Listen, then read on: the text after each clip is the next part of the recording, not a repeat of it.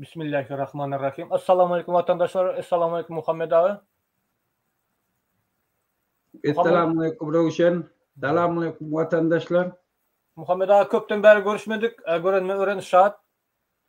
Siyasi vakalarım köp bolup geçti. Şolara komentari verseniz Muhammed abi. Bor baş üstüne bolya o köp vakt boldu diyen yana. Yöne oğlanla tüvelenene yerli yerden hem oğlanla aktif. Türkmenistanlı in ayağı kaldı diyecek bolya Ravuşen. Ya hiç gün veren aklı hükümeti. Yurdun içinde de dışında da. Bizim şu yıllar ardu edip gelen adımız şundan ibaretti. Təzə oğlanları, təzə aktivistleri, təzə adamları öz hak hukukunu korumağa çağırış etiydi. Şoları öne çıkaracak bolar. Şöyle gelip ayıttın problemalarını öz hak hukukları için göreştin.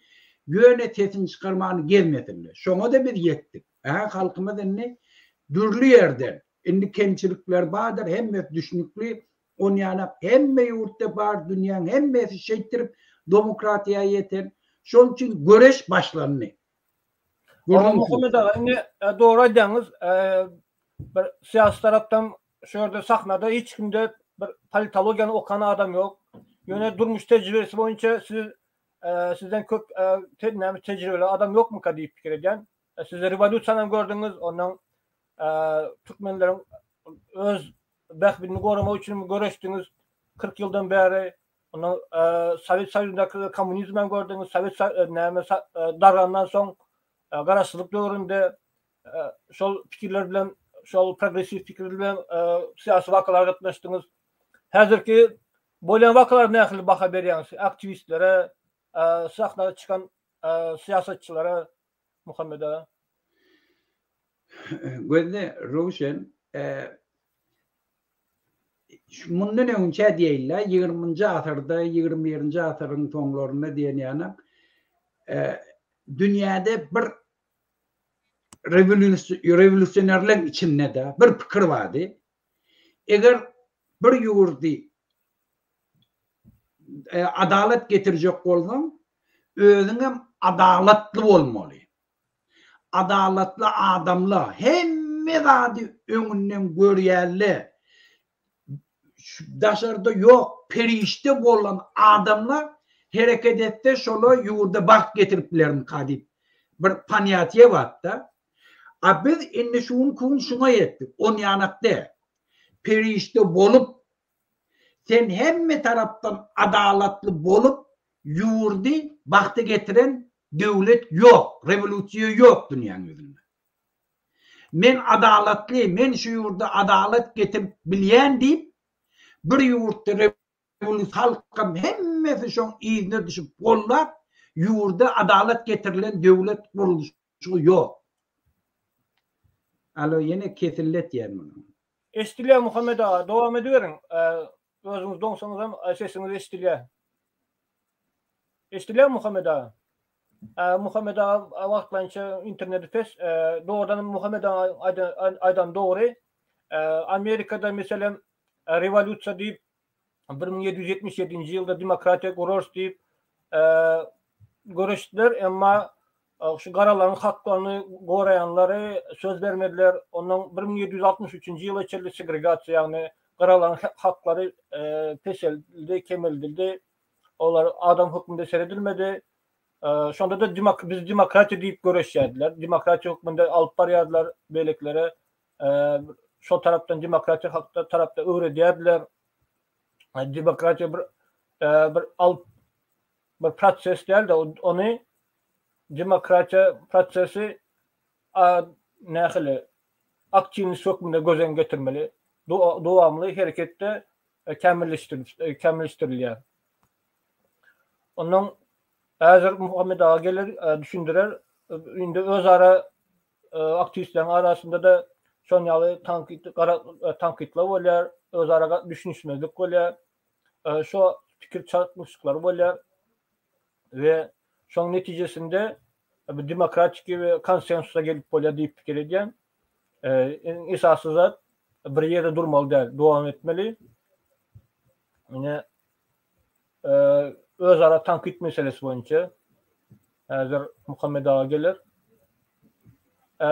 Kadırlı vatandaşlar, eğer de sorunuz var olsa efirin sonunda Muhammed Ağa'dan sorabilir. Siz öz sorularınızı şu komentarlarda yazıp bilirsiniz.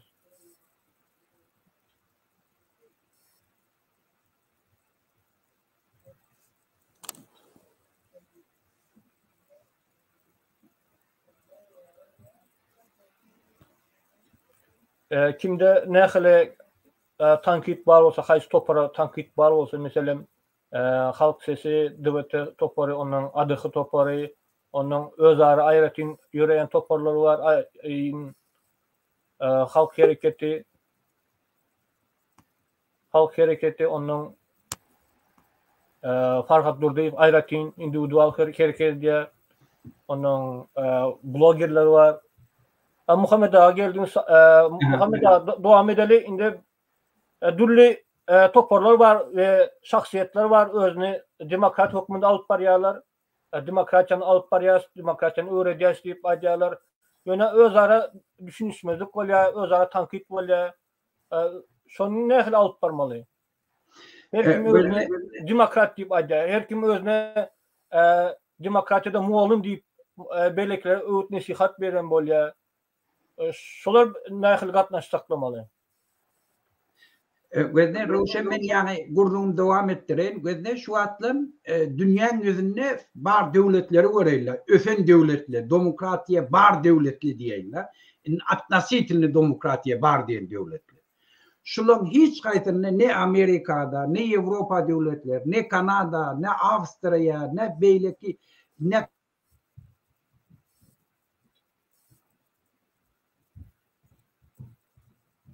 Bağıştan vatandaşlar yine arası özlüye Muhammed Ağa'da internet Google'da ödeyen. Muhammed Ağa eşitleyen olsanız girip çıkın terziden.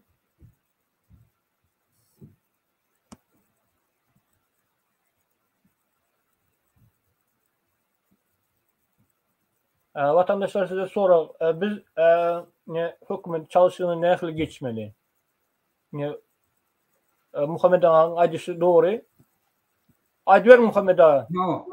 Şeyittirip hadir yugurdu demokratik yolu getiren devlet yok.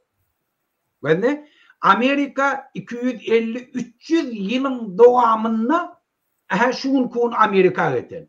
Öz kemçilikleri bilen hadir şun prezidentskide işleyen ormasarı olan bir tofar dokumentler oğurlap öyüne giden. Öz garajına koyan. Devlet dereceli ehemmiyetli. Yöne Amerika'da demokratiye bar diyen zat ne mi? İnstitutlu var. Yani hükümet yol başçılarına hiç zat ettiren akla. Yanlışlarına ait yallar. Nitolka yanlışlarına. Cinayet.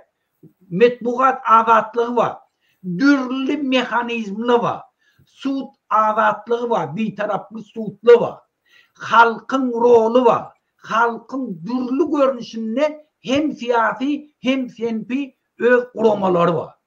Şol için o yurtlarda hükümete gelen adamlar gizlin bir zat etmek mümkün. Gönü hem işe gözatınına. Halk köçe çıkabiliyor. Aydan da adam edecek adını edebiliyor.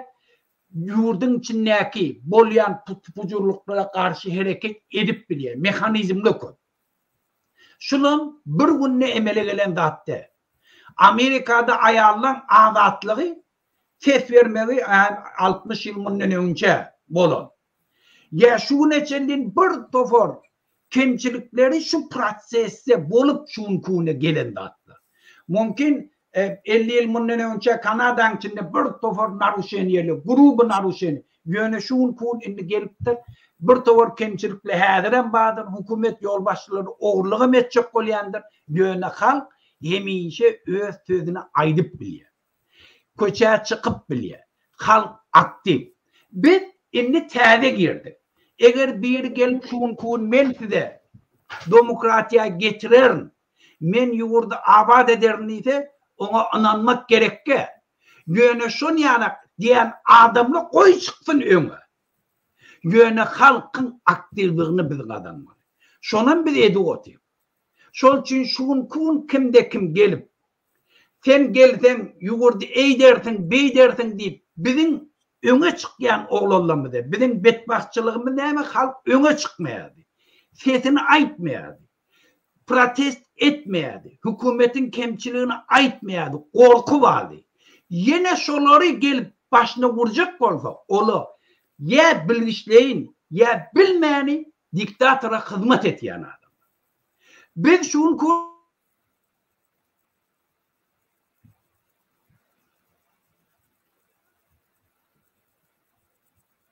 internet yine pes Muhammed Ağa'da Türkmenistan'dan çıkan kadar Muhammed Ağa internetin pes Muhammed Ağa eşitliyor mi? Alo. Bizim Muhammed Ağa. Ha. Siz Türkmenistan içinde dersiniz internetin pes bir hili. Ay bilmeyen şunu yana etýär. Turu duaydır na Türkmenistan'a urt barýardy. Berde ben koça çıkmaydı bilýär. Gün ne demeytin ma? Şuna şu aýtmana bara hiç kim päfilçilik berenak. Sen türmäde talan akla, sen vatanın dönügem diyen akla ya falanın diyen akla. Şu taýynyň tapawuty ortaýatdan Putin'in ýatan sistematyndan şu. Şol üçin bu taýynyň kemçiligini bir gelip Türkmen halkyna aýtmak gerek hajat ýok.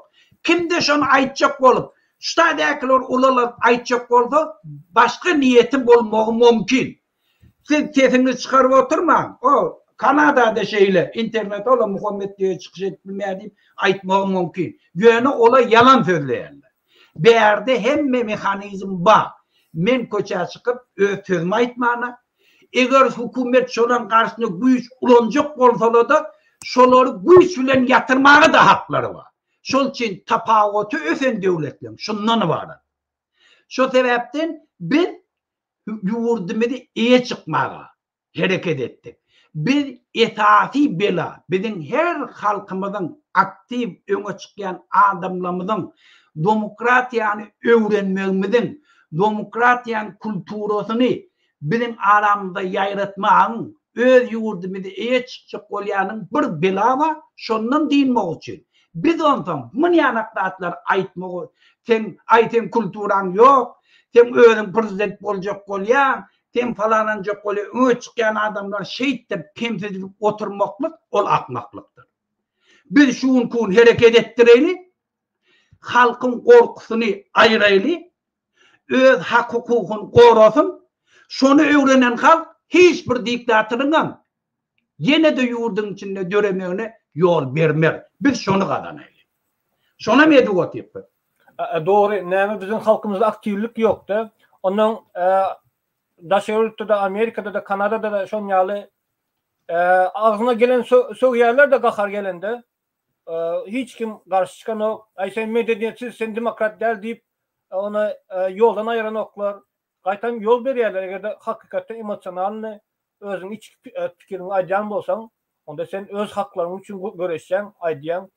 Muhammed Ağa, sen edin indi hazır şu Rusya Ukrayna'nın üstüne çözdü da ve Türkmenlerin arasında Rus propagandasının tesirinde mankurtlaşıp Rus näme Kremlin alıp barýan siýasatyny gören näme taraptarlar hem bar. Ondan demokratiýany isleyen adamlar hem bar. O Avrupa ýaly ýaşajaklar var. Ondan Avrupaň gymmatlyklary göreşýärler. Ondan şonun nähili tesiri bar Muhammed Ağa bize? Nähili peydasy var? Biz haýsy tarapy goldamaly? Russiýanymy ýa-da gün batarmy? Adamlar Türkmenistan'daki adamlar Avrupa'daki ýaly ýaşajaklar, emma Russiýanyň alyp barýan siýasatyny goldaýarlar, Russiýa ýaly pikir edýärler. Şonu ýaly edip Ýewropaň standartlaryny getirip bolýan bize. Wende Roşel bir näçe zat başlady aýtmalarda. Wende birinciden dünýäň ýüzünde adalatly adamlar we adalatly döwletler we absolut diýsek ýalňyş. Onu ýanyklatýar. Wende her bir döwleti tut, şu döwletiň ýol başçylaryny şu halkyň öz saýlaýar. Her bir halkyň, her bir döwletiň öz interesi var. Şu yaşayan adamlarını korumak, şu yurdu östürmek, kanunçuluk ornaştırmak, halkı qow yaşamak. Ondan belli bir derecede her bir devletin özüne göre interesi var. Mümkün men öz yurtumu bağ yaşatacak olsam Özbekistan mümkün mesela diyan çekti. Yöne men devletimin, halkımın interesi. Ve de şun kun biz Türkmen hükmünde, Türkmenistanlı hükmünde bizim halkımız şun yanak derecede ve de türmeli dolu adamlardan.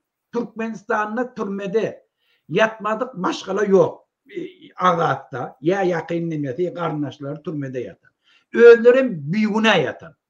Türmen yardaylarım anırda bir kıyım. Yani iman içmeye dağıtları yok. Şunun hemmesi bizim Türkmenlerimiz.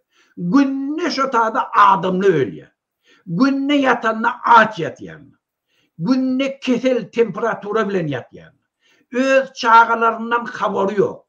Elementarını öz çağlar bilen gepleşmeye mümkünçülükleri yok. Yani türmede birinciden adaletli türmede yatıyla. Bir kanun yolu bilen türmeye basılyanla. Türmedeki, dünyadaki bar normativleri sabudat etmeyenle, türmen içinde ağaçlığından ölüyenle, ölülerine de öz çağlarına kovuşunan aklı. Türmen yardaylar şeyi. Özüm, 1.000 adam, 2.000 adam, 5.000 adam, 100.000 adamın gurrunda. O da ikinciden, 2 milyon Türkmenistanlı daşarı yurtta hem hukukla kesilip, gedayim olup, kul olup yaşayanlar. Öz yurduna gidip bilen aklı. Ben de o zaman bizim bir milli interesimiz var. Olam kim? Bir maşgala ki bizim yurdumuz tağlaya. Ve de bizim yurdumuz tağla oldu. Halka da hiç ruhsat verene kim sesin kalırsa da halk düşmanını eğdip türmeye batıya, vuruya, iyidarlaya. Ve de şun yanak yardayda bizim milli interesimiz ne? Şol binamuslardan dinmek. Şu haramzadalardan dinmek. Şunu kim şu vade çekilin kolla oldu. Hem dünya arenasında hem region hem şu nemede kimin gücü bilen şolu doğru. Eğer şun karşısında halk hareket etse hayfi devletler birinci ılgap şoları kollayanlar.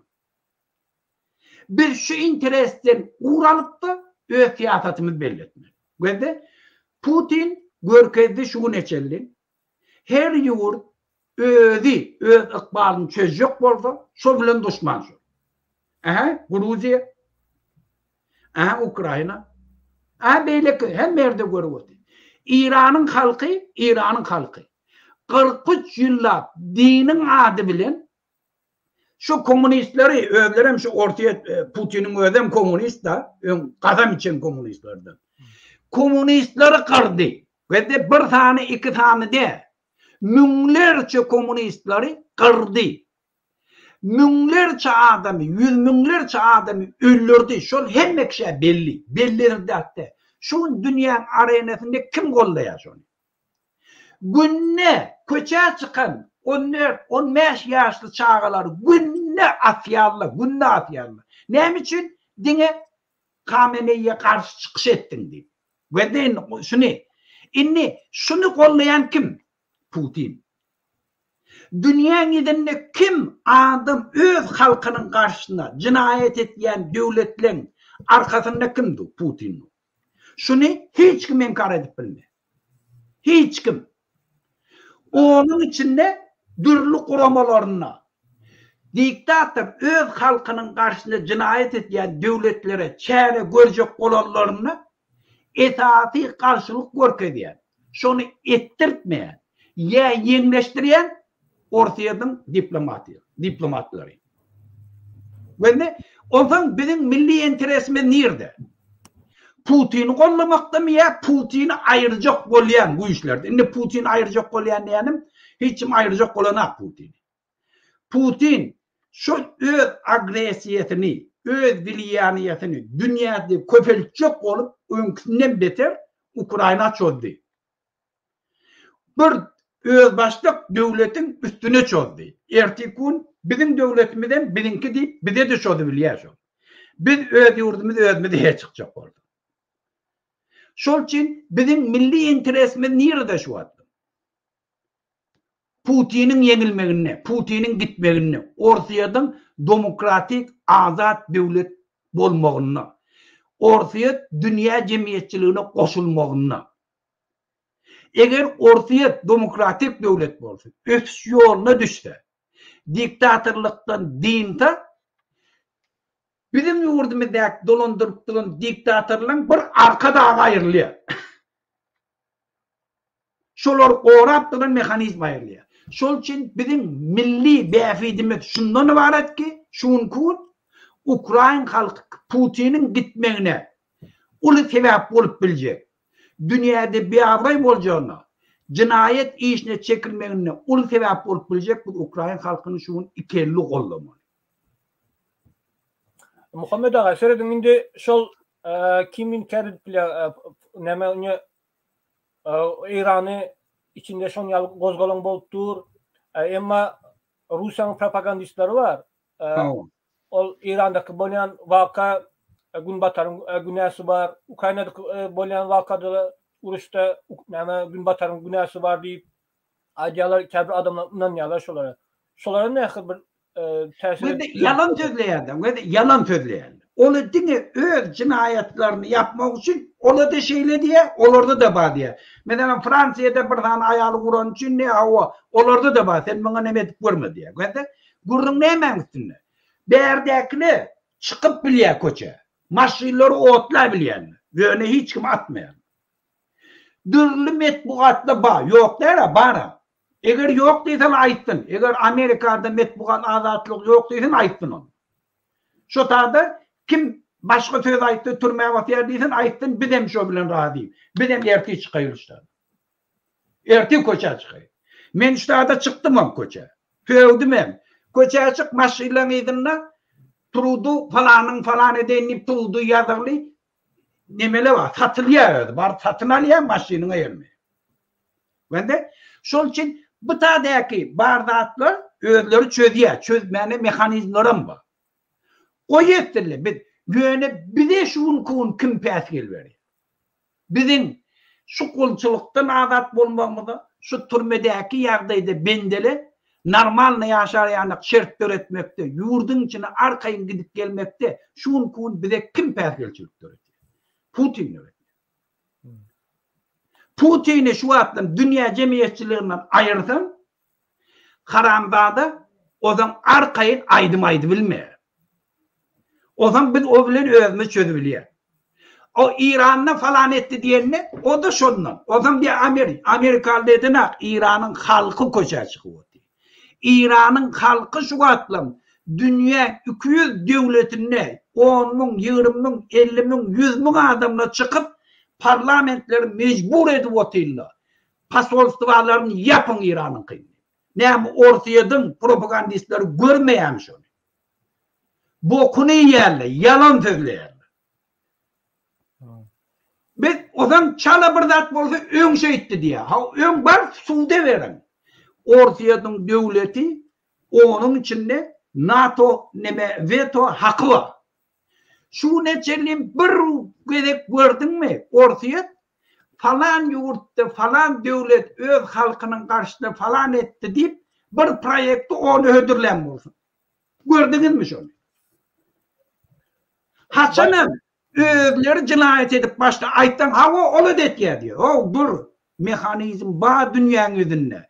Eger bir ýurtda adam hukuklary bozulýan bolsa, bar şu öz düzelden ol çeken proyektler, kanunlar esasyny bar ýydarlar. Hi gördüňmi? O Orsiýadyň parlamentiň içine biri gelip Türkmenistan'a Orsiýadyň grajdanny biz izvestni öldürdüler deyip bir çıkış edenini gördün mü? Yok. Ne için? Orsları Türkmenistan'la kul edip takladılar. Orsları. Şun karşısında bir çıkış edip ayttı mı? Ne için? Yöne Amerikalı'ya ait ya şunu. Kanada ankıla ait ya. Avrupa ankıla ait ya. Şol için biz Avrupa eğer yakınlaştık berde kanunçuluk var, dürlü mekanizmler var. Eğer biz işte bu işle hareket edip bildik, Ağırdaki diktatörlere, bizi ediyen diktatörlere, bize zor aytyan diktatörlere haydimene adamlar var. Muhammed Ağa, şimdi şu Rus propagandistleri eyyem Kazakistan meselesinde eyyem Kazakistan'a agresiya görkezip başladılar da şimdi medyasında Kazakistan'da nasyonalistler var, natsistler var deyip şurada Ukrayna'da önce çözmen kaşon yal başladılar da Ukrayna'da natsistler var, şimdi Kazakistan'a başladılar da onun hazır şol ehende Türkmenistan içinde de Ukrayna ve Rusya'nın alıp barayan propagandasını gaytalayan mankurtlar vardı. Şolaya karşı çıksan senin söz azatlığını kesyen senden demokrat olmaz deyip aydiyalardı. Şolara ne akıl bir düşündürmeli mi? Yalan sözleyerler. Gözde hiç vakt ehlek bar aydı verdiler. Ne aylı kıyırdı. Men Türkmenistan'ı töyyen. Türkmen halkını töyyen. Men nasyonalist. Men yurdumaya çıkacağım. Mana gerekli adam öz yurdumu hemme halk den derecede yurdun içinde öz sözünü aytmana, dolu metbuat, azatlık olmana, her oblast, her rayon özlerini dolandırmağa, öz mülkünü özler eye çıkmağa, men şonu arzu etken şonu etmek için hem görüşüyor. Bar neyme deyfele deyiverdi. Dünyanın İslamlık devleti bilen hem men ara katnaşaşır. Eğer öz yurdumuzun peydası şonlu olur. Haydi devletem bizi kollasa şu bilen biz yakın ara katnaşıp olacak. Koy neyme diyecek olsalar deyiverdi. Şol Rus propagandistlerin karşısına çıksan söz vermesen şolun aydanlı propagandasını yürütmeyene söz vermesen söz azatlığının önünü kesmek mi ya öz milli interesini korumak mı? Ben bir daha edeyim gözde. Men özüm da. Eğer bir yurdun içinde tapavut yok, hayfi devlet olsun, Amerika'da olsun, İran'da olsun, Kıtay'da olsun, söz azatlığına İslamlık görünüşünde çare görecek olsalı, men şom azatlık için görüşmeyene, canım bilmeyene tayin. Yöne söz azatlık nemesi bilen gelip, söz azatlık bilen. Söz azatlık nemesi bilen gelip. Aktivistlerime da basış edip, sizin yetkiyanız bolun aklayacak olsa, men onu dolu, onun söz azatlıkta kaytam, şun kun, bizim aktivistlerimiz kim? Vurdum şun üstüne de, bizim aktivistlerimiz kim? Biri öyleniptir, çağıtanırda, ayağlanırda, gidecek olup, ardaya diye, barya hiç göreşen adam. Ünsveren aklı, kimsiret yerli, ol erkek adam. Öz çağasın, maşgalasın, töyyen adam. Men yurduma gidecek, abrazovun adam. Şoňa ruhsat beren akla, hak hukukun bozyarla. Şu gelip inne aktivist bolly. Inne şoňa gelip sen ay halka anlayan, sen yurda azatlyk getirip bilmeýän diýse aňyrda bir binamyz. Şoňa dil yetirmeklik aňyrda bir binamyz. Ol siýasatçy bolup gelene, ol aktivist diýär. Yine biri näçe ýyllap yurdun içine gidip bilene. Türkiye'de pasportsuz hiç zaten yaşatmıyor. Çağası, dünyanın çempiyonu, Paşahmatı, çağasının geleceği var. Yöne Türkiye'de dokumentler olmadığı için hiç zaten edip bilene. Şuna dil yetirmeklik neymelik? Demokratiyanı korumaklık mı? Söz azatlığını korumaklık mı? Şu neyme deyse de sana, ol sen önkü gelip edip geleyen dağıtlarından uğralıya. Sen haçanın dünyada koronavirüs bolonlu, aymını zabıtlı, anglosaksiyonlu, sen nemeğini kontrol edecek olup sana zehir nemet yerle, falan et yerle deyip, giyici unni propaganda etti, ortayadan propagandasını alıp gitti. Hem ekşe vaksine de ettiler, adam ölenem yok, çipsem yok, hiç adam yok, etmedikler, 900 milyon adam kitayda keserler oldu. Kıta inne diyanını çekiyordu. Anne şu yalan eken mi? O doğru eken ortayadan propagandasına gidivetti.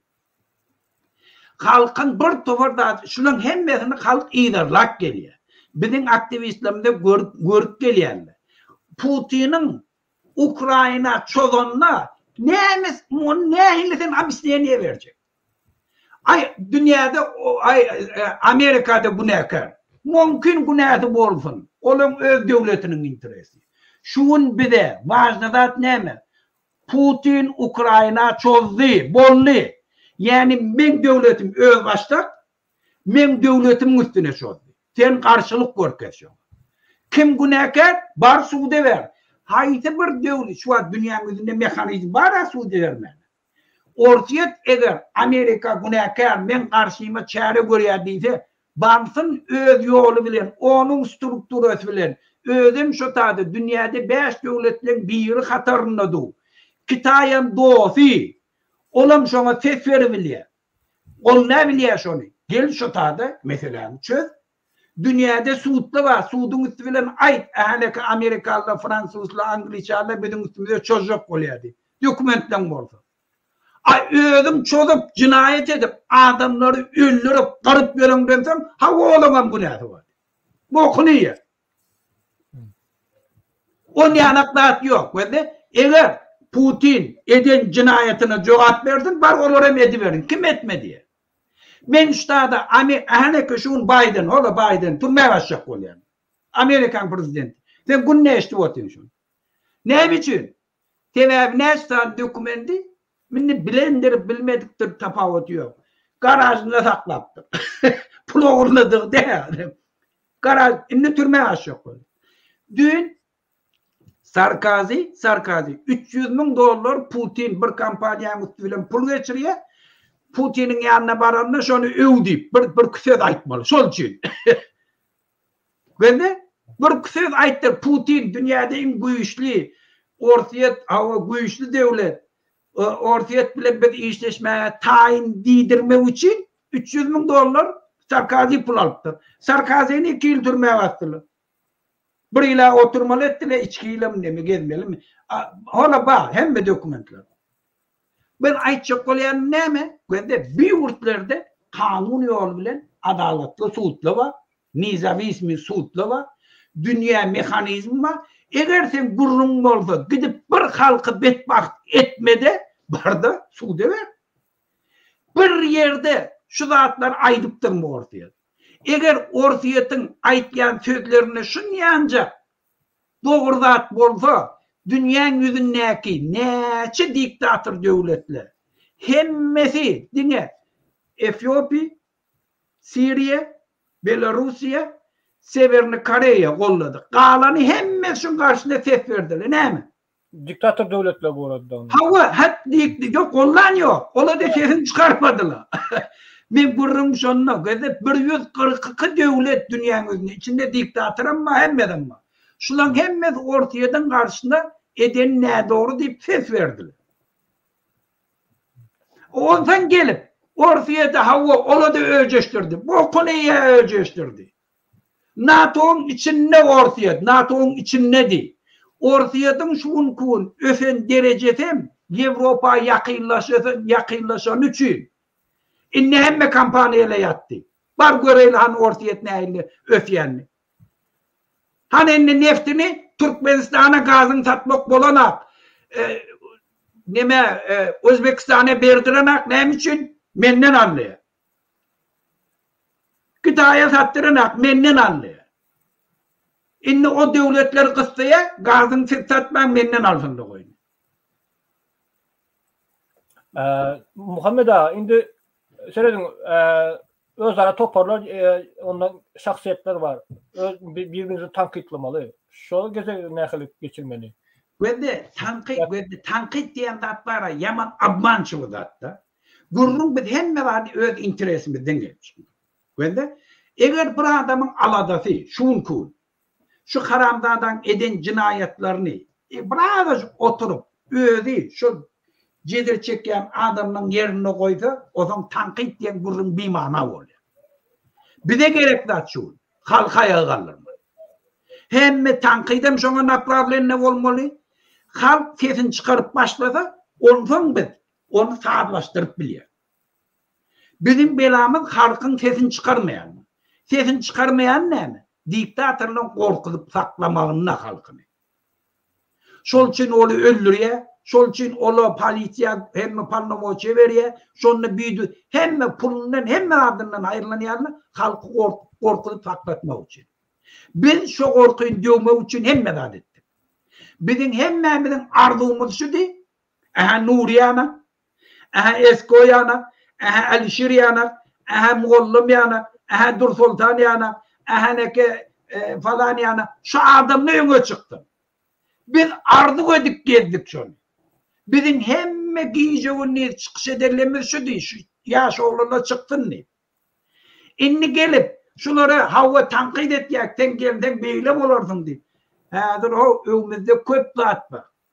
Şu halk ayağa kalandan sonra o zaman dürlü toporlu dörek başlar. Dürlü toporlu başlasa demokratiye diyen de mana tapıyor. Eğer yurdun içinde dürlü toporlu bolmasa demokratiye diyen dağın manası yok. O zaman hiç kim birbirinin karşısına gitmiyor. Hükümeti absolut bir toporun eline. Bir adam olmasa bir partiyen eline düşüyor. O Saddam Hüseyin yanak oluyor, İran yanak oluyor, Kore yanak oluyor, şun yanak. Şol için toporlar da öyle değildi. Koy birbirinin karşısına da gepleştirildi. Yöne şunu bolsa o zaman halk son sözüne ait oluyor. Halkta da korku olmasa o zaman halk tayılabiliyor. Tüvelime bizde toparlarım kel Muhammed Ağa. Köp türlü. Oy bozdun. Güýçlentin şola. Güýçlentin şola. Bizim hemme napravlarını yemiz şu güýçlentin şola. Biz şun kun olan kelletine vuracak olmalı. Beyten şun kun şu kritika bilenle çıkan adamı ay oturaydan akmaktan gözün eşikten falanın eşikten her gayet atı oturdu. Yani şu diktatörün etken danışıyor. Diktatöre gerek dağıtıyor. Şunu akılsız düşünmeyen olsa önünden gördüm. O demokratiye değil. Demokratiye çıkan adamla çıktın güyücem aldın. Güyücem aldın. Ondan şöyle yurt dolandıracak olsa biri bilen o zaman mülakatlı olmalı. Biri bilen gepleşmeli olurlar. O zaman halka her gün öz nemelerini verer, planlarını vererler, programlarını vererler. Korku yüreğinde dövülen halk ondan azat taylap bilir. Kimin programı haçan haytı vakt gerek. Gerekke vaktim ayırarlar. Amerika'da hem öfen devletlerde bolup duranda. Muhammed Ağa indi toparlar var. Garajlarım biraz ütke şıkırak dengelmeyen yerler var. Şular nähil özara birleştirmeli, argatnaşyk saklamaly, nädip etmeli şolary bir yere getirmek üçin. Näme etmeli? Bende şu an kemçilik var da bizde hazır. Bende kemçilik näme? Birinciden ne tövük gepleşmeyen bir ayrımalı aramda. Ol hiç vakt çözgüde getirene. Bende biz hazır şu da gödüğünü tutun da bizim bir düşmanımız var. Bizim hemmemizin kanımızda teşne. Ol bir Roşen'ten, bir Murat'ten, bir Muhammed'ten değil mi? Ayır bilen ayır yaşu. Sebep ol gücün takma biliyor. Ol yurdu tağla biliyor. Şol için kim ayırı bilse ayıracak. Şuna kov düşünelim. Berdi Muhammed'e tapavut yok. Şun kun Murat'ı aradan ayırsa kovmi ya Roşen'i ya Muhammed'i ya falan. Birini ayırı bilse şuna kov. Şol için ben birbirimizi hemişe kollaydım. Birinciden şey. İkinciden dürlü fikirlere hormat koyayım. Dürlü fikirlere hükmen bolmalı. Yine Rusya propagandasına hormat koymalı mı? Ve Rusya'nın bizim nememize köp karşı geliyor. Bizim umumi befidimizde. Umumi befidimizde. Şol için ben aytayım gördü. Ortayadan göne ortayan beydimen Putin'in kıdiyeydiler. Öyle Putin. Kremlin. Putin o bizim düşmanımız. O Berdi Muhammed bile bir hatarda. O nitolka Türkmenler. O bütün dünya cemiyetinin düşmanı. Şu zanlı ort halkının düşmanı. Şol için biz ona ruhat verelim diyeyim de. Şol için eğer bir adat jurnalist oldu, adat adam oldu, ortadan propagandasını edip ya oğulun arasında şun yana tanalyan adam ondan bana şeyle cevap verdiler deyip ol öküne oturmadı. Ondan jurnalist olmayadı. Yok jurnalist olabilir. O Putin'in jurnalistleri var. Günne bütün halkı öldürmeli, Fransa'nın bombard etmeli otururlar. Ya onlar indi jurnalist. Ortalardan başka halk yok diye oturan propagandistler var. Biz oğlan işimiz yok. Yani, ola bir de gerekemiyor. Ola birbirine düşman katardı. Yani, yöne dünyanın yüzünde dürlü fikirli adamlar var. Amerikan öz düşmanı öyle. Pajarista falan edeyim Biden'ın. Ne oldu şu oldu. Neymiş diye. Biz bulan aşığı de. Biz şulardan öğreniyen adımız köp. Şular şun kun bir derece yetiptir. Dünyada en kov yaşayan devletler şolar. Adaletten belli bir derecede var. Metbuat azatlığı var. Suudlu nizamisi mi? Halkam kov yaşayan. Hiçbir Amerikancı görmüyorsun. Başka yurda imigrasyaya gittin. Onda bir Almanı atlamız var. Ne ile şu devleti vuruptur. Kanada ne ile şu derece yetiptir. Bütün dünyadan en büyük Kanada'ya gelecek. Öğrenmeli de adımız köp. Yöne yanlışım olsa erti çıkayın. Ayttın bana erti işte de bir jurnalist türmeye attır dedi. Erti kun köşe çıkmadan tüf yüzmedi ya. Bir edeyli. Muhtemelen ne hiç görünmedi diyor. Men şol için Amerika'da New York'a varıp birinci baramda kıyırıp pevyanım şu. Şunun içinde kim noti? Şunun yana adamlar. Sizin kanunçuluğunuz hadirki dünyanın parakatçılığını üstün edip bilene. Hava aytmanı. Aytyanan. Şol için biz hiç kim türmeye de vatana. Yöne ortayadın içinde olan Navalny. Navalny terörist mi? Navalny eline yara aldı mı? Navalny bir cinayet etti mi? O türmede yatı.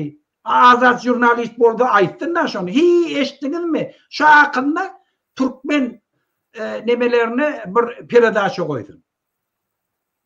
Ya ola Yaşin. Yaşin. Ve de Yaşin ortayette. Menin ortayetten gidecek kadıydı. Men bilyen tutulacağımı dedi. Günahım yok. Bilyen tutulacağımı. Sebebi ortayet bir kanun Ukrayna'nın üstüne çözü otuydu. Men tutyarda gidecek. Valla türmede şu hakkında iyi yazdı mı? Gözde 500.000 tane ortayadan içinden jurnalist, intelligent adamlar çıktı. Ortayadan parlament şolan hem mesela halk düşmanı, şolan mallarını, mülklerini elinden almalı kanun çıkarıyor. Şu hakkında peredaşı koydu mu? Yok. Ya da ona vazgeçti Fransa'da bir tane ayalı bir gruptur her belli demeyildi. Beni karşı ol hiç. Yönü Fransa'nın içinde suda varıp çözülüyor. Bir polisiye öz edenetliğine öz kanunun önüne cevap veriyor. Sen var eğer şu yok deyse mesela Fransa'da adaletli sud yok deyse gelmen diskusiye değil. Yönü ortayadın içinde hem zatla bozulvotika olan hakkında geplemeni bu şu ortayadın siyasi yardayım gönü bizim halkımızın ıkbalını gönü tesir edivotika ondan bunları ne medip de yine internet peselde men Muhammed Ağa'nın adamdan razılaşan ünsü olacak oluyorlar. Küçücük problemini örgüzüp esas problemadan ünsü olacak oluyorlar. Vatandaşlar ikisini şöyle zapt verildi. Tub İlyas etinden geçip sümkünden geçti. Zordan nefes alayan canlı kaldı. Çoktan ayaklanma oldur halkımız. Ondan gelip bizim öz vatandaşlarımız, bizim yakın kardeşlerimiz Türkiye'de kul volvotika şulan hakkında gurrun etmeyeni gelip o Putin'in o nebesini onu kollayacak kolu oturmak ne hemen. Şol için bizim aktivistlerimiz odan halana. Şol için ignore et yerlerden gerek yok. Ortaya ona kıyıp jurnalistikan önüne geçmeklik azat nemen önüne geçmeklik diye. On halana o bizim etaati betbaşçılığımız var. Şunun biz şundan azat bulmaya ulu mümkünçilik var. Şun eğer Ukrayna Putin'i yendi Bizim hem yendiğimiz başlı. Biz ondan o almak yenir. Şun yanak ýagdaýda gelip Putin'in pozisiyasını güýçlendirecek bolup gece ünni hereket edip beren adam bizim halkymyz halana. Onun o halamasa yani bizim aktivistime taňy hormat koymayan ne? Azat jurnaliste hormat koymaýsızlygy de. O de, onu adak diýip düşünmeli. O zaman gelip bir yapık çatdak gurrunları daşarak yayratmaklık ol hiç bir ne jurnalistika gavat geliyor ne bir moral tarafa gavat geliyor. O öz aranızda gurrun şu tarafta çözülüşmeli. Şu Türkmen halka vefi demiyor. Onu gelip uloldup. Şuna geldi özler diktatör olacak oluyor yurtta deyip atıp anneme oturmaklık bizim halkımın befidinden uğralana. Ne sebepten ediliyor şonyalı Muhammed Ağa? Muhammed Ağa yine internet kesildi. Ona çemen bir sorunuza cevap verin. Ne için Amerika, Avrupa'nın yurtları diplomatik esasında uruşa duruzmak istemeyerde yarak bilen üçün edip Ukrayna'nı tozdurmanı devam ettirerler. Bu yalan, bu maglumat sebebi o onda 11 gezek, uruş başlamak 11 gezek şol o onun özünün koşunu var da şonu girizmeli deyip diplomatik taraftan karar geçirildi ama Savbez'in 5 tane azası var. Şolan biri Rusya. Şonu veto hükmünde karşı çıkıp şu an neme geçirilmeyene karşı çıktı. Ondan beri yine yara bilen üçün edya demek. Ukrayna'nın halkı öz başta yurt. Eğer de olara yara gerek olsa olar yara sorayarlar. Eğer başka zat gerek olsa ol Ukrayna bilen Avrupa, Amerika'nın arasındaki aragatnaşık o Rusya'nın arasında koşulma hakkı yoktur. Muhammed Ağa devam ediyorum. Ben aytacak olan şol için bizim hem aladamız nemeden uğralmalı bizim öz halkımızın şunki ýagdaýyndan. Eger şunki ýagdaýa bir tapawut boljak bolsaň ýa kıyanak gurrun bolýar. Ay arkayın gediverin o diktatör o dünyanın hem yerine de baş on yana Amerika'da şon yanaklay sen boyun boluver ta hemmemiz demokrat bolýança. Hemmemiz adaletli bolýança. On yanak hemmek adalet bolup adalet getiren döwletem ýok. Dünya tarihte ýok. Şol için mene sen göreşmeň diýende on yanak zat ýok. Her bir zady adam durmuş tecrübe Perişte derecesine yettin. Ondan sonra yurt kuruş deyip aydada. Şöyle dedim Muhammed Ağa. Ama yine internet kesildi. Hazır yine boşlar. Söyledim yine bir sana soru verildi. Şu Yakov tarafından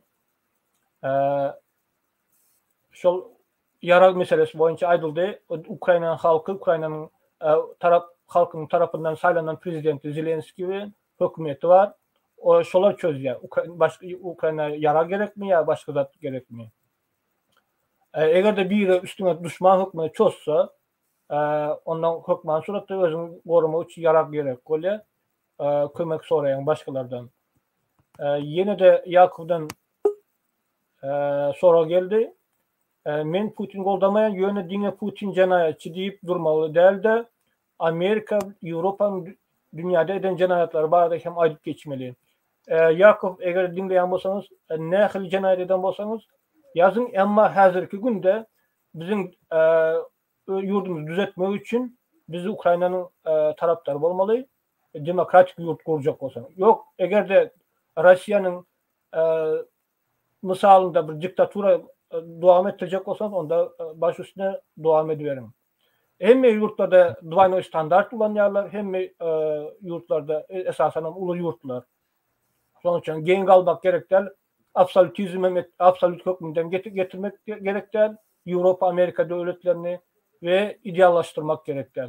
Muhammed Ağa, ne için sonyalı eşliyor Muhammed Ağa? Ha o eşliyor. Ne için sonyalı alıp var ya? Göreyim bir zekinli akıllı adamlar sonyalı zat alıp varıyorlar. Propaganda alıp varıyorlar. Bir pul interes mi ya da ideolojik ya da anır başı Sovyet Soyuzu'ndan kalan o şeyde sövgü mü nämeden ibaret bolýar şol ýaly zatlar. Muhammed ağa eşdilýärmi? Ýene bağışlaň.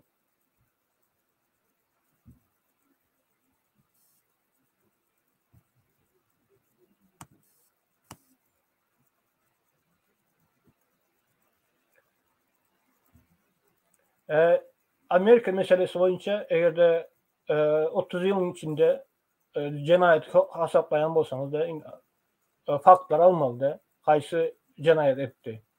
Menin näme garaşyma göre Afganistana çözümi uly ýalňyşlyk we esassızdyr. Galan konfliktlerde Amerika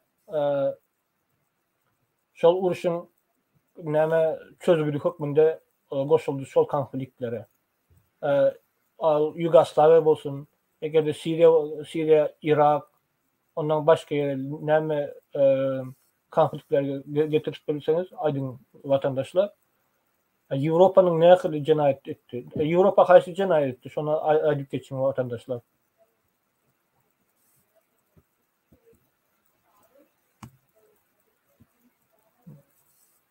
Muhammed Ağa gelen ok.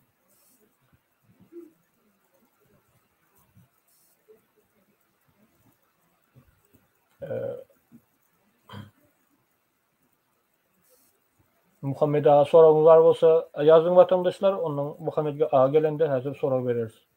Efirimiziň wagty utarıp barýar.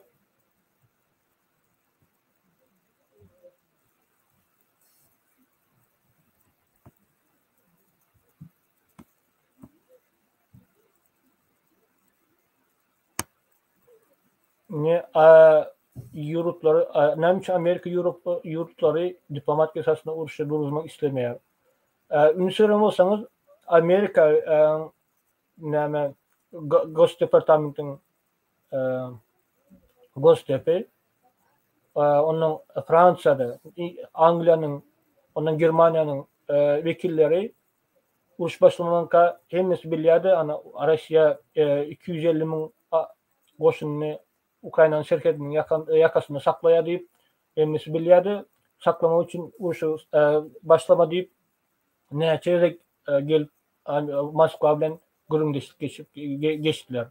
Hatta Zelenski näçe jaň etdi, ona inkar etdi Putin. Putin'in ýeki özü däl şol Kremldäki oturan adamlar hemmesi inkar edip şol uruşa başlamagyna ýol berdiler. Şu börde Amerikanyň gün bataryny hiç zady ýok, günäsi ýok. Onuň kim uruş başlagan bolsa, kim birinji gan döken bolsa şondan görmeli.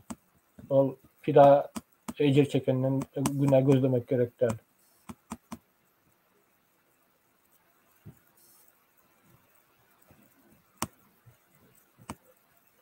Irak'ta bakterik yarak bar diýip soňra tapmadyk diýdiler. Senenin Irak'taki mesele boyunca Yakov Saddam Hüseyin ilke Şiileri kırdılar, milyonlarca. Ondan Kürtler kırdılar. Ondan Amerika'nın sayızdaşları vardı. Kuveyt var, ondan Saudi Arabistan var, İsrail var. Şoları bombaladılar. Dünyada, siyasette bir zat yok. Nähil diýsen, hemmesi ýyrtyjy hökmünde alyp barýarlar. Eger sen bay bolsaň, özüňem öjükän bolsaň, näme onda haýbat atýan bolsaň, güýçli näme döwletlere hökman suratda sen üstüne çözerler. Sen gaýtan dostlaşmaly, saýyzdaş bolmaly şol ýaly adamlar. Saudi Arabistanyň ideologik tarapdan hiç wagt Amerika bilen gawat gelmeýär. Ýöne Arabistanyň aklyet diýe uruş etmeli däldigini güýçli adam bilen, güýçli ýurtlar bilen Amerikada öz näme bäxbidini bilip özara saýyzdaş aragatnaş saklaýarlar. Muhammed ağa, aýdy İran meselesine geçelim. İran'da bir näçe wagtlar zat boldu, gozgolan boldu. İran'daki mesele nähili çözüldü? Esasen bizi Türkmenler gızıklandırıyor da.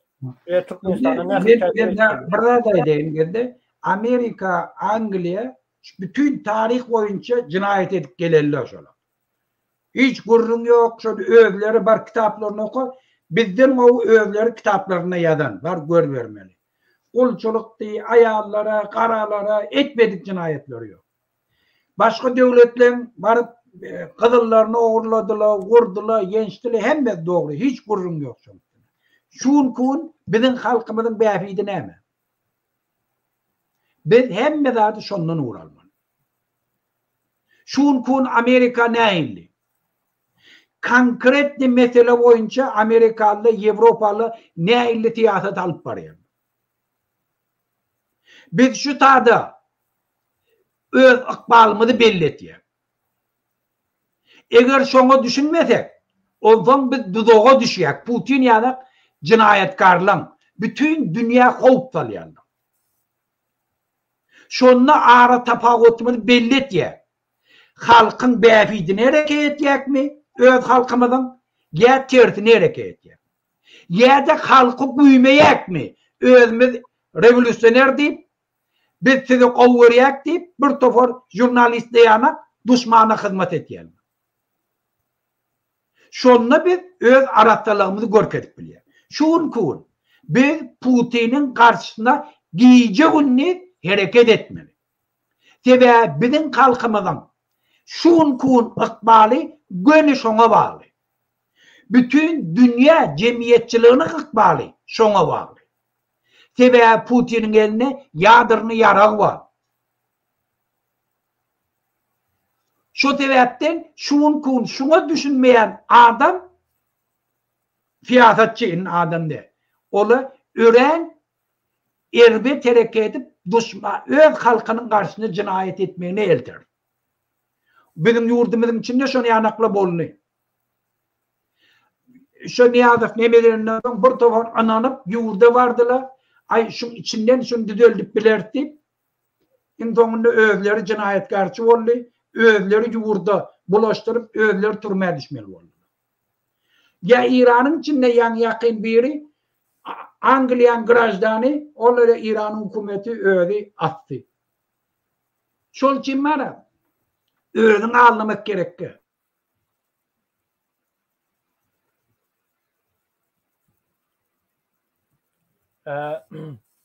İran meselesi boyunca yankı Irak'taki yadro yarağı var, bakteri yarağı var deyip söyledim. Rusya'da hayvat atyadı. Ana mende böyle planım yarağım var, ütkeşik yarağım var deyip. Olar ne için onyalı ediyorlar?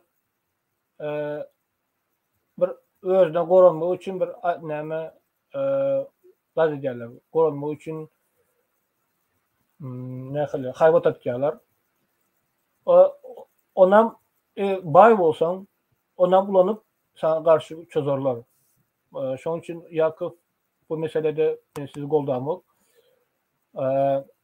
Ondan Bosna meselesi boyunca. Bosna'nın bir güne bombaladılar şeyle esaslar köp. Bosna'nı ünlüsüyorum olsanız o yerde Amerika gelmeyenke 3-4 yıllık konflikt devam ediyordu. Amerika girenden sonra 3 ayın devamında çok konflikt çözüldü. O bombalanda da yani harbi nokotlar, harbi taraftan gımmat nokotlar yani radarlar, harbi çastları bombaladılar. O caylarda gazdan infrastrukturaları da şeydi kavakta konfliktleri üstüne çözüp yani girip konflikt çözüp oluyor.